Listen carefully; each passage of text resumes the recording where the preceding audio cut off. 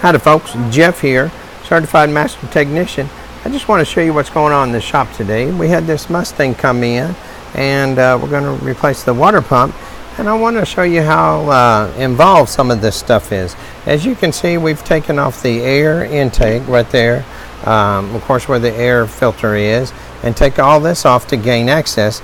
And now this right here is where the thermostat sits in, and so this whole housing with all these different hoses and the thermostat goes in there. We've already taken it off, so we set that aside, and then this is the pulley that does the belts, turns the belts, and then we get into right here. This is the water pump, and as you can see, this one has a different arrangement on here where you've got the water comes from here through the water pump and goes back into the engine up here.